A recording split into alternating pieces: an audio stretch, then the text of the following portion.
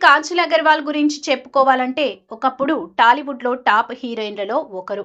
అందంతో పాటు అభినయాన్ని సమాపాలలో మేళవించి తనకంటూ ప్రత్యేకమైన గుర్తింపు తెచ్చుకుంది.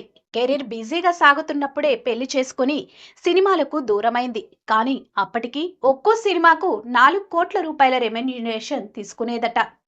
కాజల్ అసలు మాస్టర్స్ పూర్తి చేయాలనుకుందంట. ఐఐఎంలో చేరాలనే కలలుగన్న ఈ ముద్దుగుమ్మ ముంబైలోని కేసీ కాలేజ్ నుంచి mass media marketing and advertising graduation చేసింది. అయితే కాలేజీలో ఉండగానే మోడలింగ్లోకి అడుగుపెట్టి అలా లక్ష్మీ కళ్యాణం సినిమాతో టాలీవుడ్కు ఎంట్రీ ఇచ్చింది. ఆ తర్వాత చందమామ సినిమా మంచి హిట్ అవడంతో మరిన్ని అవకాశాలు వచ్చాయి. తెలుగు, తమిళ, హిందీ చిత్రాల్లో నటించి స్టార్ హీరోల సరసన మెరిసింది.